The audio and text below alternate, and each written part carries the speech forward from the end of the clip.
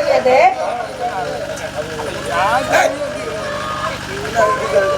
திருமூர்த்தி நாராயண சுவாமிகளை அடியான வணங்குகிறேன்.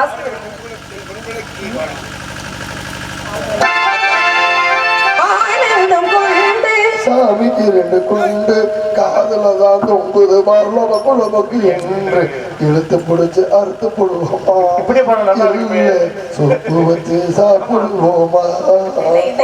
நடக்கத்தான் போகுது. அன்னைக்கு எல்லாரும் முடிவோட போறீங்க. பாரு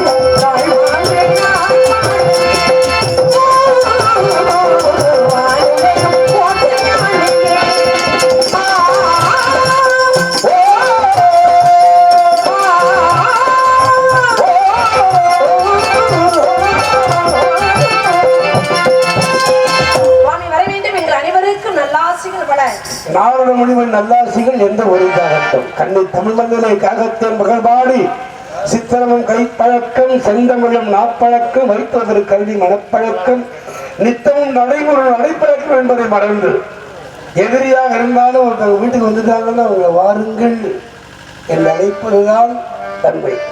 அந்த உலகிலே என்னை வரவேற்ற நினைக்க முடிகிற உலகெல்லாம் புலகாகிதம் அடைகிறது.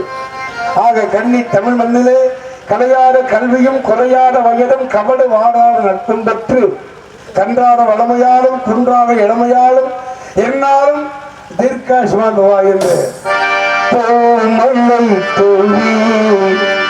வசந்தங்கள் வாழ்த்து ஊர்வலம் நடக்கின்றது எழில் பொங்கிடும் வள்ளி உண்டதனத்தில் குங்குமம் சிரிக்கின்றது மங்கள குங்குமம் சிரிக்கின்றது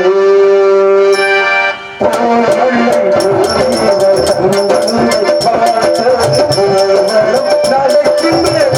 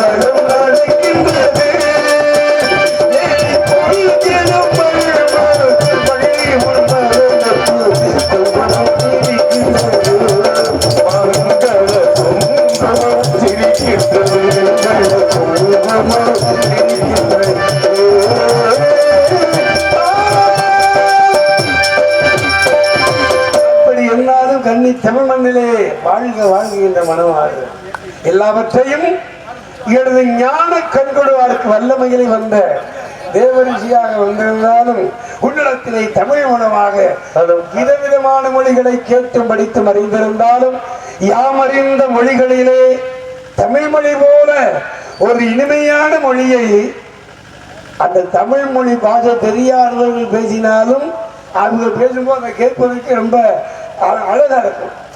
அந்த வல்லினம் மெல்லினம் தெரியாமல் பேசும்போது கூட அது நல்லா இருக்கும். அது தமிழுக்கு அவளுக்கு பெருமை உண்டு. அதனால்தான் பொதிகமலை உச்சிகளை அகத்தியன் கொண்டு வந்த தமிழை நல்லமலை தமிழ் மகளாக நீ வந்துட போதார். உன்னுடைய கேட்க நான் வந்து என்ன எப்படி வந்து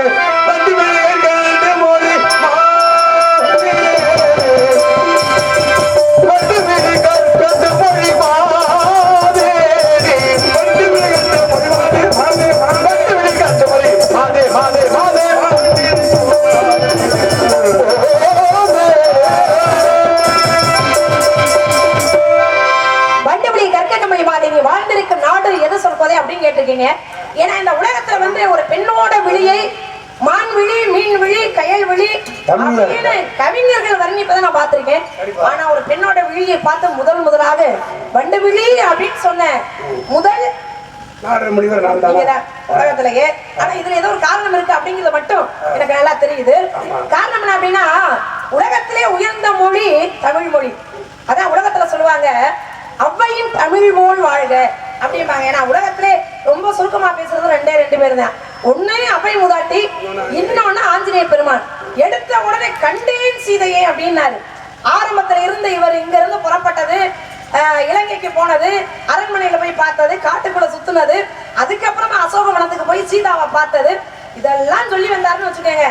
ராமன் வந்து ஒரு தவறான முடிவுக்கு போயிடுவார் அப்படின்னு சொல்லி எடுத்த உடனே கண்டேன் அப்படிங்கிற வார்த்தையை போட்டாரு. கண்டேன் சீதையை கண்டேன்னு சொல்லல. ஆமா, கண்டேன் சீதைன்னு சொன்னார். ஏன்னா சீதையை அப்படி ஆரம்பிச்சா இன்னும் ஏதோ நடத்திடுவாரு.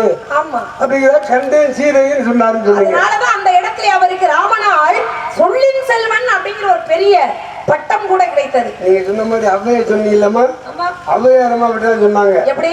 சோழ மன்னனை பார்த்து சோழ மன்னா ஆட்சியில என்னைக்கு வரப்புயர்ந்து கொண்டு இருக்கும்யா வரப்புயர. ஆனா அர்ஜுனுக்கு புரியல. அந்த அளவுக்கு அர்ஜுன் தானே அரசியம் வந்து படிச்சாலும் சரி படிக்காம இருந்தாலும் சரி அரசியம் தான். அரசியம் மகன் படிக்காம இருந்தாலும் படிச்சாலும் சரி அவன் இளவரசன் தான். ஆனால் முதலமைச்சர் மகன் படிக்கணும். முதலமைச்சரா இருந்த ஒரு மகன் படிச்சாதான் அதையும் முதலமைச்சரா வர முடியும். ஏன்னா இது மக்கள் தீர்ப்பு. ஆமா, அந்த அதனாலதான் அவனுக்கு புரியல சோழ மன்னனுக்கு. அப்பதான் புரிய வச்சாரா முதலமைச்சராக இருந்தவர். அப்ப என்ன பண்ணா புரியலையா? ஏன்னா சோழ நாட்டுக்கு முதலமைச்சர் யாரு அப்படின்னா சேக்கிழார். மதுரைபதிக்கு முதலமைச்சராக இருந்தவர் யாரு அப்படின்னா திருவாதூரியை பிறந்த ஐயா மாணிக்க வாசகர். அவர் யாரு சொன்னாரு, தளவாடங்களை போய் பார்க்கும்போது பாண்டிய மன்னன் பார்க்கும் பொழுது குதிரையெல்லாம் சாகம் தருணத்திலே நோய்வாய்ப்பட்டு இறந்து விடுகிறது. ஆக குதிரை படை இல்லையே அப்படிங்கிறதுக்காக குதிரை வாங்கிட்டு வர சொல்லி கொடுத்த பணத்தை கொடுத்து விட்டாரு. இவர் வாங்க வந்தவர் குதிரை தானே வாங்கணும், குதிரை வாங்காம கோயிலை கட்டினார். நம்ம திருவிழா மருந்துரை என்று சொல்லக்கூடிய அவர் குதிரை வாங்கி இருந்தாருன்னா ஏன் குதிரை வாங்காம கோயில் கட்டினாரு நம்ம பிள்ளைய கேட்பாங்க. அரசன் கொடுத்த பணத்தை இப்படி உங்க மாணிக்க வாசகர் முதலமைச்சர் இப்படி பண்ணலாமா அப்படின்னு. ஏன்னா குதிரை வாங்கிட்டு வந்தாருன்னா மண்ணுடைய மனம் போரை நாடும். போர் நடந்தா மாழ்வது மக்கள். இவர் யாரு? முதலமைச்சர். மக்கள் திலகம் அல்லவா? மக்கள் திலகம் என்ன பண்ணணும்? மக்களை காக்கணும் இல்லையா? அதனால மன்னனுடைய மனம் போரை நாடக்கூடாது என்பதற்காகத்தான். ஏன்னா குதிரைக்கு ஆயுஷு 30 வயசுல குதிரை செத்து போகும். ஆனா இன்னைக்கு இவர் கட்டியிருக்காரு கோயில் பெருந்துறை. இன்னும் பேர் 1000 2000 வருடம் ஆனாலும் பேர் விளங்கி கொண்டிருக்கிறது இல்லையா? ஆலயம் என்று சொன்னாலே கண்டிப்பா இங்க லிங்க வழிபாடு வேணும் இல்லையா? ஆனா லிங்க வழிபாடும் இல்லை, கொடிமரமும் இல்லை, நந்தியும் இல்லை, பலிபீடமும் இல்லை. இது எதுவுமே இல்லாமல் ஒரு சிவனுடைய ஆலயம் எது அப்படின்னா இந்த பூமியில அது ஆவடையார். ஏன்னா பகவான் பெரியவனா பக்தன் பெரியவனான்னு கேட்கிறான். பகவான் பெரியவனா? இல்ல பக்தன் தானே பெரியவன். பக்தன் இல்லை என்றால் இந்த விழாவை கும்பிட முடியுமா? இறைவனை விட இறைவனுடைய நாமத்தை சொல்றவங்களுக்கு தான் வலிமை. அதான் சிவன் கேட்டாரு, பெரிது பெரிது அவை மூதாட்டி என்ன? பெரிது பெரிது புவனம் பெரிது. புவனமோ நான்முகன் படைப்பு. நான்முகனோ கரியமால் உந்தியிலிருந்து வந்தோம். கரியமாலோ அலைகடலில் துயிலோம். அலைகடலோ குறுமுனையின் கலசத்துக்குள் அடக்கமும். கலசமோ புவிகை திருமணும். புவியோ அரவின் விருதலை பாரலும். அரவமோ உமையவள் சிறுவிரல் மோதிரமும். உமையவளோ ஈசனுள் அடக்கமும். ஈசனோ தொண்டருக்குள் அடக்கமாகி விடுகிறான். ஆக தொண்டரின் பெருமையை சொல்ல முடியுமா? அதனால்தான் தொண்டராக இருந்து கோவிலை கட்டினாரு. இன்னைக்கு அவருக்கு தான் வருஷம் அவரைத்தான் தொண்டருக்கு தான் பெருமை சொல்றாங்க. அங்க திருப்பெருந்துறை என்று சொல்லக்கூடிய ஆவடியார் கோயிலே. அப்ப சோழ நாட்டுல ராஜராஜ சோழனும் ஒரு பெரிய கோபுரத்தை எழுப்பினார். கோபுரத்தை எழுப்பியாச்சு. ஆனா அதுக்கு மூடுகல்லு கிடைக்கல. அப்ப இதுக்கு இடையில என்ன ஆச்சு அப்படின்னா, ராஜராஜ சோழன் நல்லா தூக்கத்துல இருக்காரு. தூக்கத்துல இருக்கும் போது சிவபெருமான் அவருடைய கனவுல போய் என்ன சோழமன்னா நல்லா இருக்கியா அப்படின்னு கேட்கிறாரு.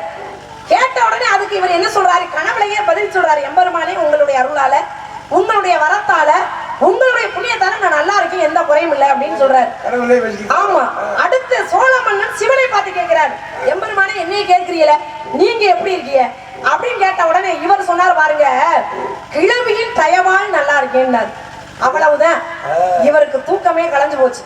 வாரி சுருட்டி எந்திரிச்சு உட்கார்ந்துட்டு யோசிக்கிறார், என்னடா அது இப்படி சிரமப்பட்டு இவ்வளவு பெரிய கோபுரத்தை எழுப்பி உடம்புக்கு செஞ்சது நாம தானே, முறைப்படி என்னுடைய பேரை தானே அவர் சொல்லியிருக்கணும். ஆனா என்னுடைய பேரை சொல்லாம கிழவியும் தயவா நல்லா இருக்கேன்னு எப்படி சொல்லலாம் அப்படின்னு விடிய விடிய யோசிச்சுக்கிட்டே இருக்காரு. விடிஞ்சிச்சு. அமைச்சரை கூப்பிடாரு, அமைச்சரே இங்க வாங்க, கனவுல ராத்திரி வந்து சிவபெருமான் இப்படி சொன்னாரு, இது என்ன அப்படின்னு கேட்கும் போது அப்பதான் அவர் சொன்னாரு, அவர் சொன்னது உண்மைதான் அப்படின்ட்டார். இவர் அதை விட குழப்புறாரு. யாரு? ராஜராஜ சோழனு.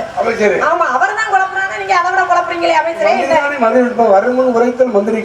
அப்படின்னு கேட்கும் போது அப்பதான் இவர் சொன்னாரு, இல்ல கோபுரத்தை எழுப்பியாச்சு, அதுக்கு மூடுகல் அப்படின்னு ஒண்ணு வேணும், மூடுகல் கிடைக்கல.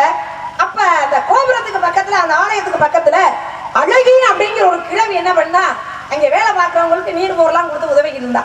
அவ வீட்டுக்கு முன்னாடி ஒரு வட்டமா ஒரு கல்லு கிடக்கு. எல்லாரும் போய் கேட்கறாங்க, இந்த கல்லு எங்களுக்கு வேணுமே, தர்றீங்களாமான்னு கேட்க. இது என்னப்பா, நான் தூக்கி இடுப்புலையா வச்சுக்கிட்டு போறேன், நீங்க எடுத்துக்கிட்டு போங்கன்ட்டா. அந்த கல்லை கொண்டாந்துதான் கோபுரத்தை மூடியது. அந்த கல்லுக்கு பேரு தான் வட்ட வடிவ மந்திரக்கல். இப்ப கோபுரத்தை எழுப்பியது என்னவோ ராஜராஜ சோழன் தான். ஆனாலும் அந்த லிங்கம் இருக்கக்கூடிய நிழல் எதுல தெரியுமா? அந்த கிழவி கொடுத்த அந்த வட்ட கல் இருக்கு பாத்தீங்களா, அதோட நிழல்ல தான் அவர் இருக்காரு. அந்த லிங்கம் இருக்கு. அதனாலதான் ராஜராஜ சோழனை விட பெருமை கொடுத்தார் அந்த அம்மாவுக்கு, கிழவியும் தயவான் நல்லா இருக்கேன்னார் இல்லையா? இந்த மாதிரி உலகத்திலே பரந்தாமனை விட பக்தர்கள் தான் உலகத்துல பெரியவங்க அப்படிங்கிறதுக்கு இதுவே ஒரு எடுத்துக்காட்டு. நிறைய சொல்லிக்கிட்டே போகலாம். இறைவன் படைத்த உலகில் மனிதன் வாழுகின்றான், மனிதன் வடித்து சிலைகின்றான், இறைவன் ஆண்டு கொண்டிருக்கிறான் என்றார். அதனாலதான் அப்பேற்பட்ட கவிஞனுக்காக அளவாய சக்கரவர்த்தி சோழ மன்னனுக்காக சைக்கியாருக்கே வெஞ்சாமரம் வீசினாராம். இவனுடைய புலமை இந்த உலகத்துக்கு தெரியணுங்கிறதுக்காக அப்பேற்பட்ட சைக்கியாருக்கு வெஞ்சாரம் வீசிய அப்பேற்பட்ட அளவாய சக்கரவர்த்தி ஒரு மன்னன் தானே. அப்பதான் சொன்னாரு, உங்களுக்கு புரியலையா மன்னா, ஏன்னா வருமன் உரைத்தல் மந்திரிக்கு அழகுடான்னா. மன்னருக்குள்ள சந்தேகத்தை போக்குறது யாரு? மந்திரி தானே. மந்திரி தானே முதலமைச்சர். அப்ப என்ன சொன்னாலும் அவங்களுக்கு புரியலையா மன்னா, அம்மா சொல்வின் செல்விவாதி சொல்லிட்டாங்க. சொல்வின் செல்வன் ஆஞ்சநேயனை போல ஆட்சியில வரப்பு உயரம்னா என்ன? உன் நாட்டுல நல்லா மழை பெய்யும், வரப்பு உயரும், உயர உயர நீர் உயரும், நீர் உயர உயரா மழை நல்லா பெய்யும், அதனால நீர் உயரும். நீர் உயரும்படி நெல் உயரும், நெல் உயர்ந்தால் குடி உயரும். குடினா குடிமக்கள் நல்லா இருப்பாங்க, அப்போ நாட்டுல விவசாயம் நல்லா இருக்கும். குடிமக்கள் நல்லா இருந்தா மன்னன் நீ நல்லா இருப்பீல. அதுக்காகத்தா மக்களுக்கு குறை வந்தால் மன்னரிடம் சொல்லுவாங்க, மன்னருக்கு குறை வந்தால் தெய்வத்தில் சொல்லுவாங்க. அந்த மாதிரி ஆட்சியில என்னாலும் வர உயரும் அம்மா சொன்னாங்கப்பா அப்படின்னு சொன்னாங்க. ஒரு வார்த்தையில எவ்வளவு விஷயங்கள் இருக்கு பாத்தீங்களா? வரப்புயர் நீர் உயரும், நீர் உயர்ந்தால் நெல் உயரும், நெல் உயர்ந்தால் குடி உயரும், குடி உயர்ந்தால் கோன் உயரும், கோன் உயர்ந்தால் அந்த உலகமே நல்லா இருக்கும். அப்படி ஒரு வார்த்தைக்குள்ள இவ்வளவு விஷயங்கள் இருக்கு பாருங்க. அப்படி அந்த சேக்கிலாறு முதலமைச்சர் இருந்தாரு சோழ நாட்டுக்கு. அதே போல ராமாயணத்துல முதலமைச்சர் யாருடா? அப்படின்னா யாரு சொல்லுவோம்? பல எனக்கு கிஷ்கிந்தைக்கு சுக்ரீவன் அரசன் சர்வ மக்கு பைய ஒன்றும் தெரியாதவனுக்கு. ஆனால் அப்பேற்பட்ட சுக்ரீவனுக்கு நண்பனாக ஆக்கணும் ராமனை நினைச்சான். ராமச்சந்திரனை எப்படியாவது நண்பனாகிட்டா ராமச்சந்திரன் இருக்க வரையும் அவரை ஜெயிக்க எவனும் கிடையாது. அவர் இருக்கிற வரைக்கும் அவருடைய நட்பு நமக்கு தேவை அப்படி நினைச்சார். நினைச்சதை தான் படித்த கல்வியினாலே அதை பயன்படுத்தி சுக்ரீவனுக்கு நண்பனாக்கினார். படிச்ச அறிவாளிகள் சேர்ந்தா ஒரு ஊருக்கு நல்லது செய்யணும். படிச்ச படிப்புனால அவன் தான் பெரிய அறிவாளி. தான் படித்த படிப்புனால எனக்கு எல்லாம் தெரியும் அப்படின்னு ஒப்பிச்சோம்னா படிச்ச படிப்புக்கே பெருமை கிடையாது. எல்லாம் தெரியுமே யாருக்கு என்னதான் தெரியும்? நம்ம தான் உலகத்துல பெரிய ஆளு அப்படின்னு ஒருத்தர் நினைக்கிறாருன்னா அவரை மாதிரி அடி முட்டால் யாருமே கிடையாது உலகத்துல. அப்படி சில பேர் இருக்காங்க. வான்குருவின் கூட வெள்ளருக்கு தொழுகிறையான் தேன் சிலம்பி யாவருக்கும் செய்யறியா யா வள்ளுவமே என்ற வலிமை சொல்ல வேண்டாம் தான் எல்லோருக்கும் ஒவ்வொன்றும் எழுது. இப்ப குருவி இருக்கே அழகான ஒரு கூடு கட்டும். அது மாதிரி கொத்தனார் கட்ட முடியுமா? கோபுரத்தை எழுப்பலாம், ஆனா குருவி கூட கட்ட முடியாது. ஆமா, அது மாதிரி கரையா இருக்கே அது தரையில அழகான புற்றையை கட்டுது. அது மாதிரி ஒரு கொத்தனாருக்கு மனிதன் கட்ட முடியுமா? முடியாது. செலந்தி பூச்சி இருக்கே சும்மா அப்படி கீழே மேலே போறது வர மாதிரிதான் இருக்கும். ஆனா அதுக்குன்னு தேவையான ஒரு இருப்பிடத்தை தயார் பண்ணுது. இது மாதிரி ஒரு மனிதன் பண்ண முடியுமா? இப்ப நீங்க செய்யறத நான் செய்ய முடியுமா? நான் செய்யறத நீங்க செய்ய முடியுமா? இப்ப நம்ம 2 பேரும் செய்யறத மத்தவங்க செய்ய முடியுமா? அப்ப உலகத்துல எல்லாரும் எல்லாத்தையும் செஞ்சிட முடியாது அப்படிங்கிறதானங்க. மருத்துவர் பார்க்கிற வேலையை பல்லுக்குன்னு ஒரு மருத்துவர், எலும்புக்குன்னு ஒரு மருத்துவர், இதயத்துக்குன்னு ஒரு மருத்துவர், சுகருக்குன்னு ஒரு மருத்துவர். அவங்க படித்த படிப்புல இருந்து பார்க்குற வேலை அந்த வேலை. அவர்கிட்ட போய் பல்லுக்கு பார்க்குறவர்கிட்ட போய் எனக்கு சுகர் நிறையா இருக்குன்னு போனால் அவருக்கு என்ன தெரியும்? அதே போல இப்படிதான் தமிழ் எம்ஏ படித்த ஒருத்தர் செக்குக்கு என்ன வாங்க போயிருக்கார். அவர் படித்தா வேதம் நான் சொல்கிறேன் வேத வாக்குன்னு இருக்கிறவர் அவர். அப்போ செக்கில் இருந்தவர் என்ன பண்ணியிருக்காரு? அந்த செக்கு கடைக்காரரு எண்ணெய் ஊற்றினார். எண்ணெய் ஊற்றிக்கிட்டே இருக்கல இப்படின்னு இருக்காரு. இவர் கேட்கிறாரு என்னங்க என்ன ஊற்றிக்கிட்டே இருக்கேன் படிச்சவர் கேட்கிறாரு என்ன கூட கூட அப்போ சரி என்ன ஒண்ணுமில்ல பின்னாடி செக்கு மாவு ஆட்டிக்கிட்டு இருக்கு, மாவு ஆடிக்கிட்டு இருக்கு, அதாவது செக்கு ஆட்டிக்கிட்டு இருக்கு, மாவு இந்த நிற்கிது. அது நிற்கிறதுனால தான் இந்த ஓடு வருது, இந்த வருது ஓடு வருது. எப்படி கண்டுபிடிக்கிறேன்னா கழுத்துல மணி கட்டி விட்டு இருக்கேன் இந்த நிற்கிது பாரு மணி சத்தம் கேட்கல பாரு. ஆமா நடந்தா அப்புறம் மணி சத்தம் கேட்கும்ல. அப்ப மணி சத்தம் கேட்குது பாரு செக்கு ஆட்டிக்கிட்டு இருக்கு அப்படின்னு சரி வாங்கிட்டு போயிட்டாரு. WMA படிச்சவர் அப்ப அவர் இருக்கிறார் ஏன் மணி தான் கட்டியிருக்கேன் நீங்க சரி மாடு நிற்கும் போது சத்தம் கொடுக்குற அது ஓடுது சரி நின்றுக்கிட்டே தலையாட்டலாம்னு அது நின்றுக்கிட்டே தலையாட்டினா செக்கு ஆடாம தானே இருக்கு. அப்போ ஒரு மாடு ஒன்று ஏய்க்கிது இல்லை அப்படின்னு ஒன்று அதுக்கு இந்த கடைக்காரர் இருக்காரு ஏன் மாடு அப்படிதான் செய்யாதியா ஏன் செய்யறதுக்கு ஒரு வாய்ப்பு இருக்கா இல்லையா? மாடு நின்றுக்கிட்டே தலையாட்டினா மணி சத்தம் கேட்கும்ல அப்போ உன்னை ஏய்க்கிறதா அர்த்தம். ஏன் மாடு அப்படி செய்யாதுங்க அப்படின்னு இருக்காரு என்ன கடைக்காரரு. ஏன் செய்யாது? ஏன் மாடு எம்ஏ படிக்கலையா?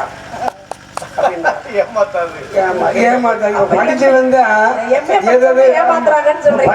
தான் என்ன செய்யணும் தெரியாம ஏமாத்தி இருக்கா. ரோட போட்டு வச்சுட்டாங்க பூரா குண்டு குழி மாதிரியா இருக்கு. 2 பைப்பு போடுறாங்க ரோடு கூட நாசமா கிடக்கு. என்னைக்கு ரோடு சரி பண்ண போறாங்களோ தெரியல. ஆமா 10 வருஷத்துக்கு முன்னாடி பார்க்க வேண்டிய வேலை கேட்டா இப்படி சொல்றாங்க. அந்த மாதிரி வண்டியை ஓட்டிட்டு போக முடியல, பிள்ளைகளை பள்ளியோட்டு கூட்டு போக முடியல, ரொம்ப சிரமமா இருக்கு. இப்படி படிச்சு என்ன பண்ண ரோடு போடுறாங்க பழகு பாலம் இது போடுறாங்க செப்டாய் போடுறாங்க போட்டு முண்டை நல்லபடியா பாதையை செய்ய மூடுறதில்லை. அதை அப்படியே போட்டுட்டு போயிடுறாங்க. மக்களே ஜனங்க இதெல்லாம் வரி டாக்ஸி வரி தண்ணி வரி கொலா வரி இந்த வரி எல்லா வரியும் வாங்குறாங்க. இதெல்லாம் என்ன கவர்மெண்ட் நடக்குது ஒன்றும் புரியல. அது மாதிரி இந்த மாதிரி இந்த தமிழ் படிச்ச கடை தாச்சா இருக்கு. சொல்லு இன்னைக்கு உலகத்துல என்னைக்குமே நீதியா இல்ல. ஏய்க்கிறாங்க ஏன் கேளுங்க 3000 KP சுந்தரபால் அம்மா இருந்தாங்கல்ல அவங்களுடைய கணவர் யாரு அப்படின்னா கிட்டப்பா. ஒன்னும் சொல்ற மாதிரி இல்ல. அந்த கிட்டப்பாயா ஒரு சமயம் நீதிமன்றத்துக்கு போற சூழ்நிலை அவருக்கு ஏற்பட்டு போச்சு. அவருக்கு என்ன பிரச்சனையோ அவரும் நீதிமன்றத்துக்கு போற சூழ்நிலை. அப்ப வழக்கறிஞர் என்ன பண்றாரு வழக்க தொடுக்கிறார். வழக்க தொடுத்து பேசிக்கிட்டு இருக்கும் பொழுது அவர் கேட்கறதுக்கெல்லாம் இவர் பதில் சொல்லிக்கிட்டே இருக்காரு. அப்ப நீதிபதி அதை பாத்துக்கிட்டே இருந்துட்டு சொன்னாரு, ஏண்டா நீ யாருடா முதல்ல, என்ன கேட்டாலும் கேட்டதுக்கு மட்டும் பதில சொல்லு, உன்னுடைய நியாயத்தை அங்க கொண்டு போய் வைக்காத அப்படின்னு சொல்லி கேட்கிறாரு. நீ யார் முதல்ல அப்படின்னு கேட்கிறாரு. அப்ப கிட்டப்பா ஐயா சொன்னாரு, நான் வந்து ஒரு மேடை நாடக கலைஞன் அப்படின்னாரு.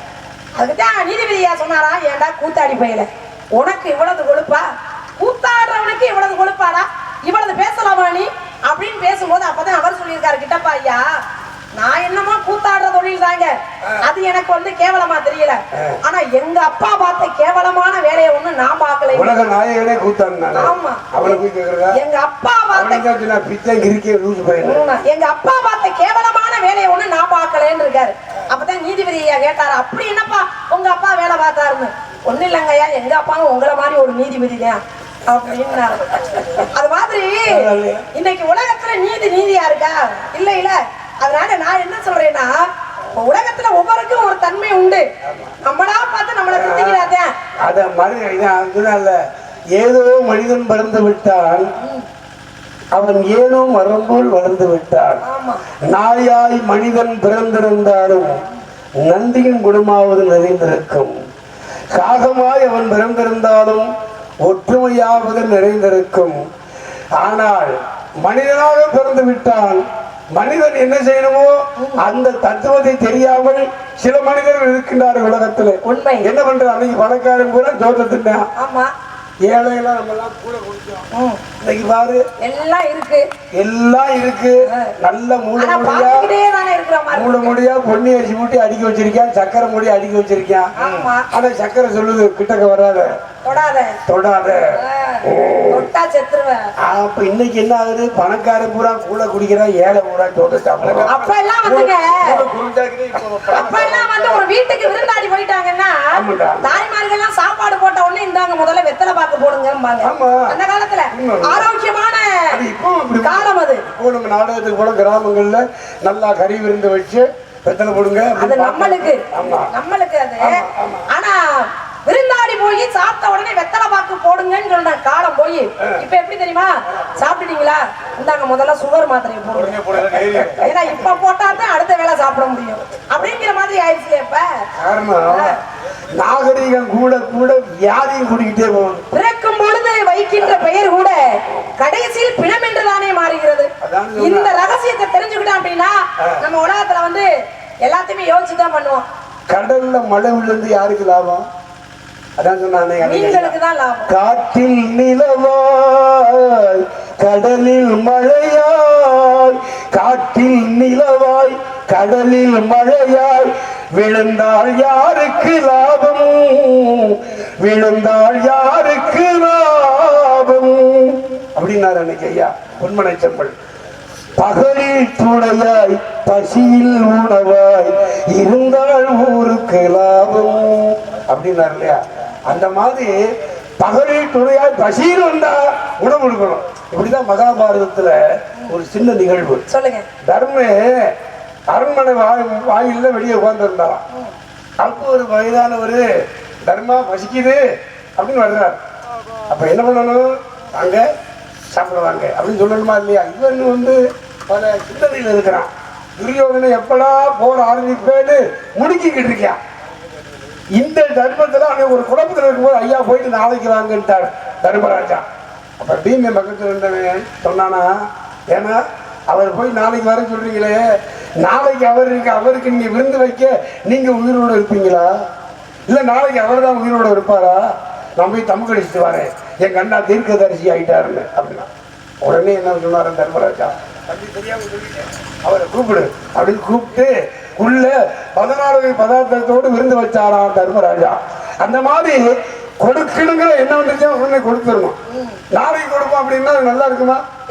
நாளைக்கு இதே நிகழ்ச்சியை நாளைக்கு நம்ம பார்க்க முடியும். நான் இருந்தவன சுமந்தவனை இறந்துட்டேன், அதை இருப்பவனும் எண்ணி பார்க்க மறந்துட்டேன். ஏன்னா வீடு வரைதான் உறவு, வீதி வரைதான் மனைவி, காடு வரை பிள்ளை கடமை செய்வதற்காக வருவேன். கடைசியில நம்ம கூட யார் வர்றது, நம்ம செஞ்ச பாவமும் புண்ணியம் தான் வரும்.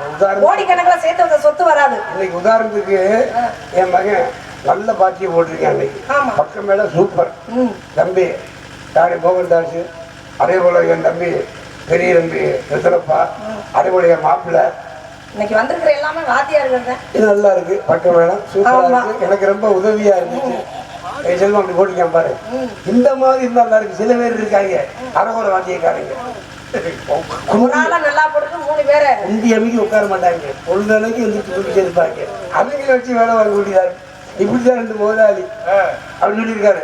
என் வேலைக்காரர் இருக்கேன் பாரு, ரொம்ப அறிவாளிடா, அறிவாளிங்க அப்படின்னா எப்படி என்ன இப்ப பாருங்க வேடிக்கையா, இங்க வாழன்னு இருக்காரு, அவன் வந்திருக்கான். என்ன முதலாளி சொல்றாரு, நான் வீட்டுல இருக்கு, நான் போய் பார்த்துட்டு வாடான்னு இருக்காரு.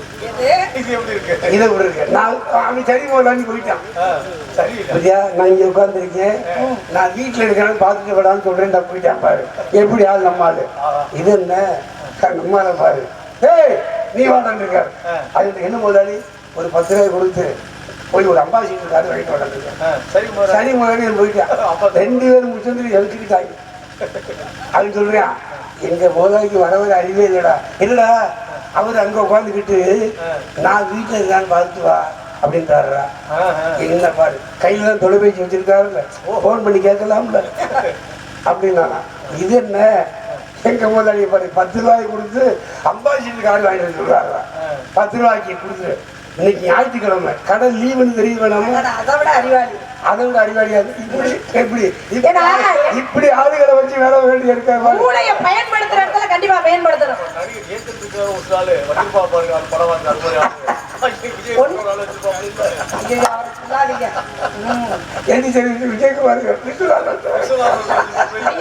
சரியான மனம் ஒண்ணு இல்ல, அப்படி ஆளை வச்சுக்கிறாங்க இல்ல. காட்டுக்கு ராஜா யாரு அப்படின்னா சிங்கம். அது நல்ல வயசுல வாலிப வயசுல பாருங்க, அங்க உள்ள மிருகங்களை எல்லாம் அடிச்சு புடிச்சு வேட்டையாடி சாப்பிடுது.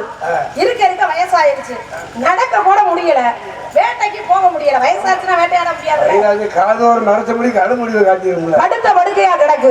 இருந்தாலும் வயிறு ஒண்ணு இருக்கே, பசிக்குதே அப்படின்னு இருக்கும் பொழுது ஒரு புள்ள நரி ஒண்ணு குறுக்க போய்கிட்டு இருந்திருக்கு. இந்த சிங்கம் அந்த புள்ள நரிய கூப்பிட்டு வா அப்படின்னு கூப்பிட்டு கிட்டத்துல போனவொடனே, என்ன எனக்கு ரொம்ப பசியா இருக்கு, உன்னை நான் இப்ப அடிச்சு சாப்பிட போறேன் அப்படின்னு. இது நரி இல்லையா, நரி தந்திரம்னு சும்மாவா சொன்னாங்க? இந்த நரி சொல்லி இருக்கு, நான் எவ்வளவு பெரிய உருவமுங்க, என்னை சாப்பிட்டா உங்களுக்கு பசி அடங்குமா? அதனால என்னுடைய நண்பன் ஒருத்தன் இருக்கேன், என்னை விட பெரிய ஆளா இருக்கான், அவனை கொண்டுகிட்டு வர்றேன், நீங்க அவனை அடிச்சு சாப்பிடுங்க, என்னைய விட்டுருங்கன்னு சொல்ல. நேர போனா நண்பன் யாரு அப்படின்னா கழுதை. கழுதை கிட்ட போய் இந்த குள்ள நரி சொல்லுது, நண்பா எங்க தலைவருக்கு வந்து ரொம்ப வயசாயிருச்சு, இப்ப அவர் பதவியை உனக்கு கொடுக்குறேன்னு சொல்லியிருக்காரு, நீ வான்னு கூப்பிட. பதவினா ஆசைப்படாதவங்க உலகத்துல யாராவது இருக்காங்களா? கழுதையும் ஆசைப்பட்டு கிளம்பிருச்சு, பதவிக்கு ஆசைப்பட்டு கிளம்பி போனா சிங்கத்துக்கு பக்கத்துல போய் நிப்பாட்டிருச்சு நரி சொன்னது மாதிரி. இது சிங்கம் என்ன பண்ணுச்சு, சாப்பிடத்தானே கூட்டிட்டு வர சொல்லுச்சு. இது கழுதைக்கு தெரியல, பதவி கொடுக்க போறாருன்னு நினைச்சு போக இது ஒரே அடியை அடிச்சு கழுதைய கொன்னுருச்சு. கொன்ன உடனே கழுதை செத்து போச்சு. இப்ப சாப்பிட போகுது. சாப்பிட போகும்போது குள்ள நரி சொல்லுது, தலைவரே நீங்க ஒரு காட்டுக்கே ராஜா, அது எப்படி குளிக்காம சாப்பிடலாமா? நீங்க போய் குளிச்சுட்டு வாங்க, அது வரைக்கும் நான் அதை பாத்துக்கிறேன் அப்படின்ன உடனே இது ஒரு யோசனை, சரி குளிச்சுட்டு வருவோம் அப்படின்ட்டு இது போயிருச்சு. இதுக்கு இடையில நரிக்கு பசி எடுத்துருச்சு. ஒரு கைய பிச்சத்துனாவோ காலை பிச்சத்துனா தெரிஞ்சு போயிடும். ராஜா சும்மா விடுவாரா? விட மாட்டாரு அப்படின்னு சொல்லி இது வெளியில தெரியாம கழுதையோட தலை இருக்கு பத்தியலா, அந்த தலைய 2ஆ உடைச்சு அதுக்குள்ள இருக்கிற மூளையை மட்டும் எடுத்து தின்னுட்டு மறுபடியும் அந்த தலையை அப்படியே பழையபடி மூடி வச்சிருச்சு. சிங்கம் வந்து பார்க்கும்போது என்னாச்சு, ஆனா இதுக்கு சந்தேகம் வந்துருச்சு, நம்ம அடிக்கும் பொழுது தலை இப்படி உடையலையே, இப்ப தலை உடைஞ்சதுக்கு என்னன்னு தெரியல அப்படின்னு தலையை திறந்து பார்த்தா அதுக்குள்ள மூளையை காணும். குள்ள நிறைய கூப்பிட்டீங்க வா, கழுதைக்கு மூளை எங்க அப்படின்னு கேட்க. இது சத்தியமணி சொல்லுது, கழுதைக்கு மூளை இல்லை. எப்படா இல்லாம இருக்கும்? கழுதைக்கு மூளை இல்லைங்கய்யா. எப்படி நீ சொல்ற மூளை இல்லைன்னு? மூளை இருந்திருந்தா நான் கூப்பிட்டவனே என் பின்னாடி அது வந்திருக்குமா? யோசிச்சிருக்கும்ல. நம்மளுக்கு எவன்டா தலைவர் பதவி கொடுக்க போறான்னு யோசிச்சிருக்கும்ல. அப்ப யோசிக்கலைன்னா அதுக்கு மூளை இல்லைன்னு தானே அர்த்தம். அப்படின்னா வேற வழி இல்லை. அப்ப எந்த இடத்துல மூளை இருந்தாலும் இல்லைனாலும் எங்க எதை பயன்படுத்தணும் அப்படின்னு ஒரு கணக்கு இருக்கு உலகத்துல இல்லையா? 1000 மூளை உள்ளவனும் சில நேரம் ஏமாந்துடுறானே உலகத்துல இல்லையா? என்னதான் அறிவாளியா இருந்தாலும் வாழ்க்கையில நல்வினை தீவினை மனிதனுக்கு மாறி மாறி வந்துகிட்டே இருக்கு. அப்ப மனிதனுக்கு மறுபிறப்பு இருக்க கூடாதுன்னா என்ன செய்யணும்? இந்த நல்வினை தீவினை எப்பொழுது ஒன்றுமே இல்லாமல் ரெண்டும் நிறைவாக இல்லாமல் போகிறதோ அப்ப மறுபிறப்பு கிடையாது. அதான் சிவருமான் கேட்டார், அவை மூதாட்டியே உனக்கு என்ன வரம் வேண்டும்? ஐயா பிறவா வரம் வேண்டும் என்றார். அம்மா மீண்டும் மறந்து விட்டால் மீண்டும் மறந்துட்டீங்கன்னா ஐயரே உன்னை என்னாலும் மறவாது இருக்க வேண்டும் அப்படின்னாராம். அந்த மாதிரி மகாபாரதத்தில் 1000 சாஸ்திரம் சம்பராயம் படித்தவல்ல சகாதேவே, அவனே சாஸ்திரங்களை தூக்கி எரியலையா, இனிமேல் சாதகம் பார்க்க மாட்டான்டா அவனுக்கும் அப்படின்னு தூக்கி எறிஞ்சானே. ஏன் தூக்கி எறிஞ்சா? மூத்தவன் கர்ணன், எங்க அண்ணன் மூத்தவன், தருமனுக்கு மூத்தவன் கர்ணன் இருக்கிறானேன்னு இத்தனை நாள் பஞ்சாங்க மாட்டேன் எனக்கே தெரியலையே. அப்ப நான் என்ன படிச்சு என்ன பண்ண? அப்ப வல்லவனுக்கு உண்டு 5 பேருக்கு கணிக்க முடியல அப்படின்னு அவனே மட்டும் தன்னை தானே உணர்ந்து கிருஷ்ண பரமாத்மா சராசந்தன் கிட்ட 18 முறை தோல்வி கண்டார், ஜெயிக்க முடியல அவன. கிருஷ்ண பரமாத்மாவினாலேயே கடைசியில்தான் வைரத்தை வைரத்தால் அறுக்கணும்னு கடைசி அவனுக்கு சமமானது யாருடா அப்படின்னா பீமன் ஒருவனால் தான் முடியும் அப்படின்னு பீமனை கூட்டு போய், பீமா 2 பேர் வாக்கிங் போலாம் இல்லையா, வாங்க 2 பேர் வாக்கு போலாம். போகும்போதுதான் இப்ப சராசந்தனை கண்டு அப்ப 2 பேருக்கு போரை உண்டு பண்ணி ஆக சராசந்தன் 2ஆ கிழிச்சு போட்டான், ஒட்டிக்கிட்டே வந்தான்ல. அப்ப தெருப்புள்ள எடுத்து கால் மாறி தலைமாறி போட்டார்ல. அப்ப கிழிச்சு போடும்போது தால் மாறி களமாறி போட்ட உடனே 2 ஒட்டாம இருந்தான். அதுக்கு மேல பிச்சு போல ஒட்டிக்கிட்டே இருந்தான். அப்ப சொல்லுங்க, கர்ணன் பிறக்கிறதுக்கு என்ன காரணம்? துர்வாசன முனிவர் போய் 5 மந்திரத்தை கொடுக்கிறாரு. யாருக்கிட்ட? குந்திக்கிட்ட. 5 கூலிகை. சின்ன பிள்ளை, அதுவே சின்ன பிள்ளை, அதுகிட்ட கொண்டு போய் 5 மந்திரத்தை கொடுத்தா என்ன நினைச்சு கொடுத்தாரு? என்ன சொல்லி கொடுக்கிறாரு? தகுந்த பருவம் வரும் பொழுது யாரை நினைத்து இந்த மந்திரத்தை சொல்கிறாயோ அவங்க அம்சமா ஒரு குழந்தை பிறப்பேன் அப்படின்னு சொல்லி கொடுக்கிறாரு. ஆமா, அவர் வாங்கிய சாபம். ஏன்னா ஒரு பெண்ணை தொட்டால் தலை வெடிச்சு போயிடும் அப்படின்னு அவர் செய்த தவறுக்காக தெரிஞ்சிருந்து மாதிரி தொட்டார்ல, தொட்டிருந்தாலும் மந்திரம் செத்தாரு. ஆமா, ஏன் தொட்டாருன்னா எங்க இருந்து வந்தமோ அந்த இடத்துக்கு போய் ஆகுறதுங்கிறதுக்காக. இப்ப எல்லாரும் ஒரு நாளைக்கு அவர் சாகும் போது எங்களுக்கு 5 பேருக்கு என்னென்ன வயசு தெரியுமோ ஒரு வயசு கணக்கு இருக்கு. அந்த மாதிரி நீங்க சொல்லுங்க. அதனால நான் என்ன சொல்றேன்னா, இப்ப ஒரு மாடு வளர்க்கறோம்னு வைங்கள, அந்த மாடு வளர்க்கறவங்களுக்கு இந்த மாடு எந்த அளவுக்கு பொதி சுமக்கும் சுமக்காதுன்ற விஷயம் அவங்களுக்கு தெரியும். தெரிஞ்சுதானே சுமையை ஏத்துவாங்க வண்டியில. அப்ப துர்வாசக முனிவர் என்ன பண்ணிருக்கணும்? யோசிச்சிருக்கணும்.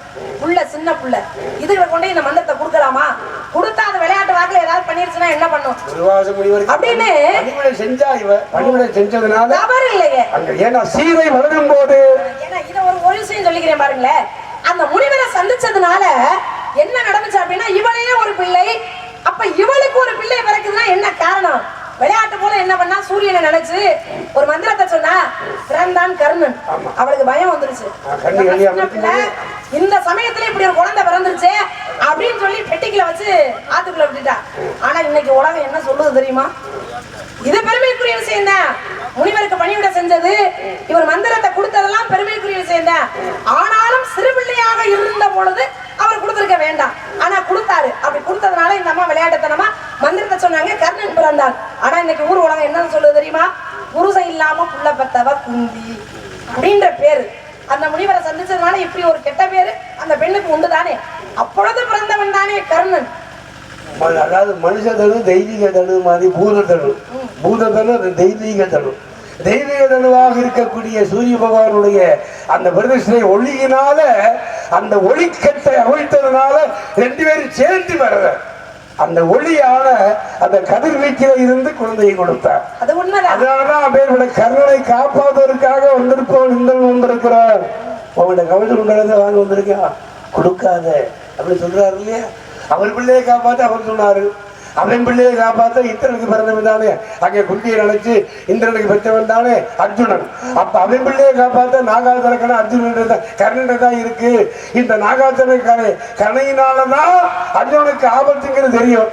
இருந்தாலும் கவசகுண்டல கர்ணை உடம்போடு ஒட்டி இருப்பதனால அவனை கொள்ள யாருனாலே முடியாதுங்கிறதுக்காகத்தான் முதல்ல கர்ணன்ட்ட கவசகுண்டலத்தை வாங்கினார். எனக்கு என்னன்னா, மகாபாரதத்துல பிடித்த அந்த அந்த வேஷத்துல கர்ணனுடைய கதாபாத்திரம் எனக்கு ரொம்ப பிடிக்கும். கர்ணன் ரொம்ப எனக்கு பிடிக்கும். அதனாலதான் அங்கதேசத்துக்கு அதிபதி ஆக்கின கர்ணனுக்கு துரியோதன மேல அவ்வளவு அசையாத நம்பிக்கை உண்டு. ஊர் உலகத்துக்கு பேர்பட்டவங்களும் எனக்கு தெரியாது. இப்ப நான் தான் உன் தாய் நீ சொல்றம்மா, ஆனா அனாதையா இருந்த தேரோட்டி மகே இவன் ஒரு அனாத அப்படின்னு ஊர் உலகமே யோசிச்சு சபையில எவ்வளவு அசிங்கப்பட்டேன், அவமானப்பட்டேன். அப்ப எனக்கு ஆறுதல் சொன்னது யாரு? என் நண்பன் துரியோதனன்.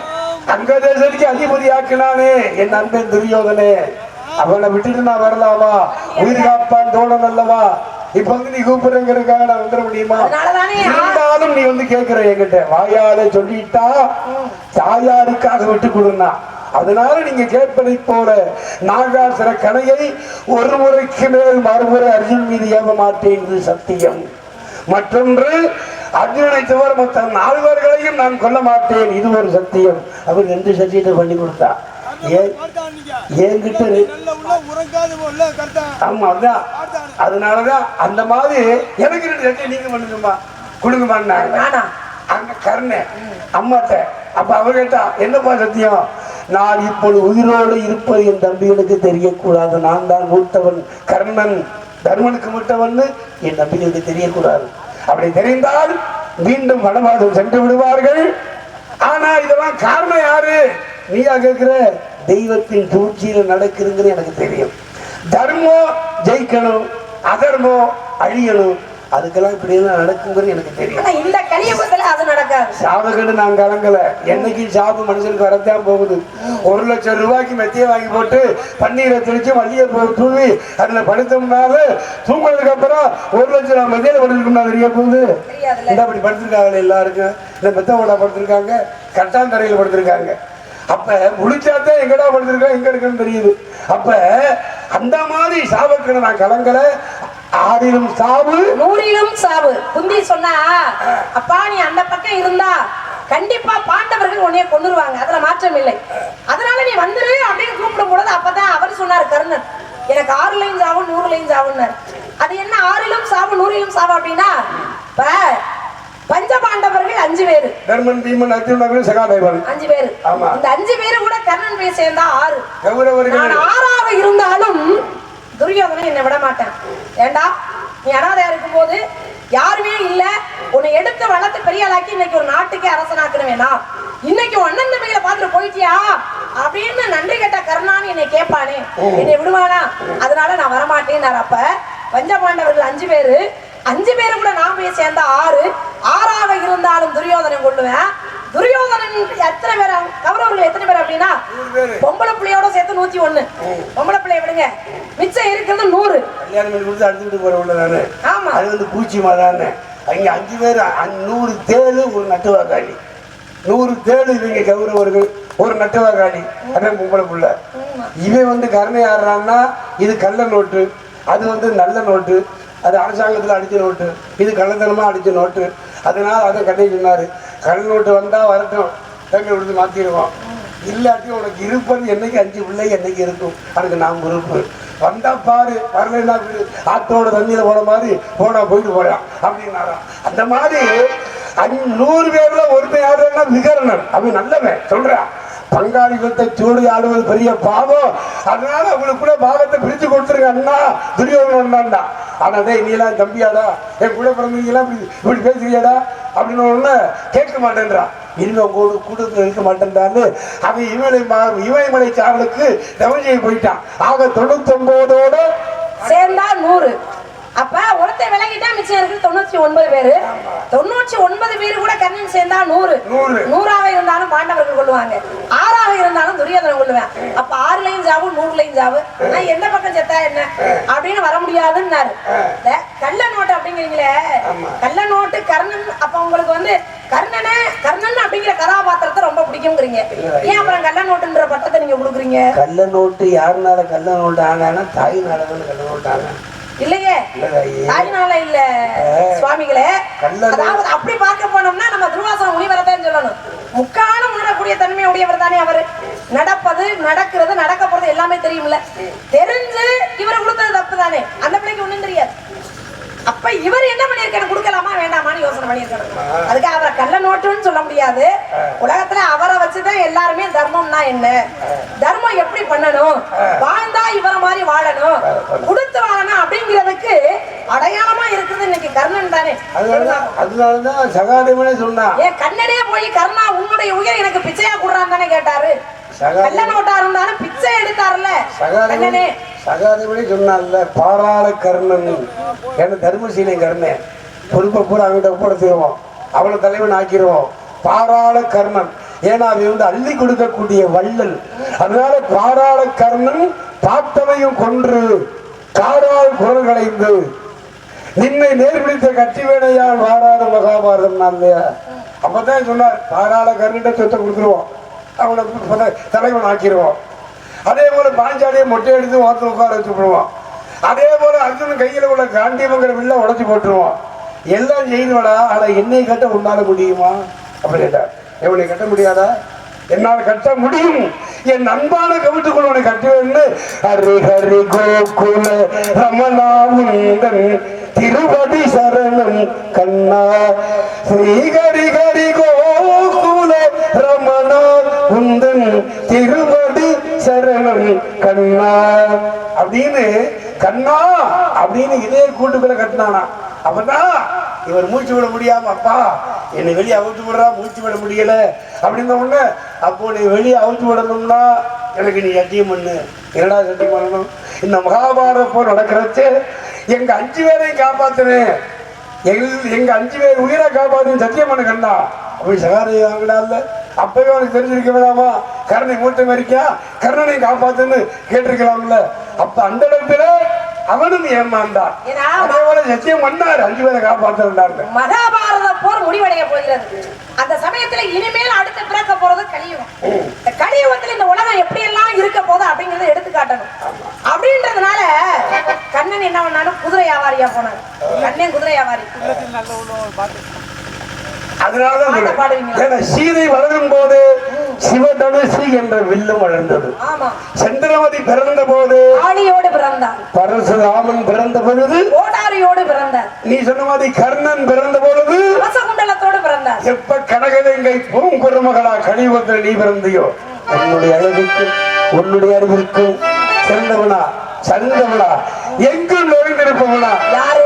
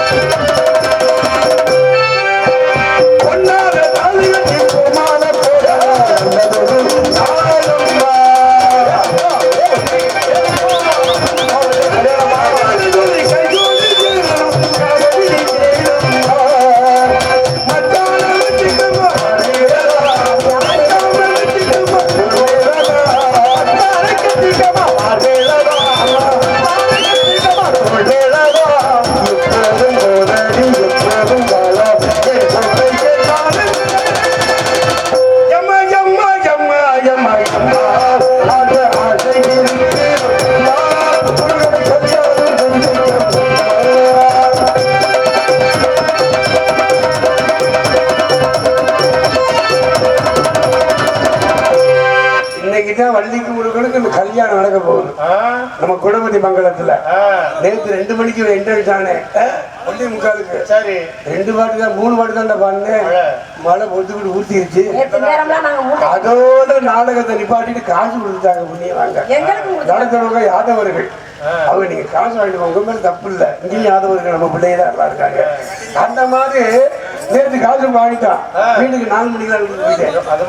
அந்த மாதிரி சொன்னனால தான் இன்னைக்கு நம்ம பேராசை இல்லையா? இல்ல பேராசை இல்லை. நான் வாங்கிட்டு சொன்னேன் திருப்பி இதே பாத்தியை போடுங்க சும்மா இருக்காடா நம்ம ஐப்பசி கார்த்திகை போடுங்க கண்டிப்பா நான் வந்து ஆடி தர்றேன் காசே வேணாம் எனக்கு ராமராஜன் சொல்லித்தான் கேட்டேன் நாடகத்தை பேசிட்டு நான் வந்து ஆடி தர்றேன் இதே மாதிரி பண்டிகை வந்து ஆடை கொடுத்துருங்க அப்படின்னு நல்ல மனிதர்கள். நான் அதை கூட கேட்கல அது அவங்க தந்துருவாங்க மனசுன்னு ஒண்ணு இருக்குல்ல அது அவங்க தருவாங்கடா அப்படின்னு கட்டாத தொட்டு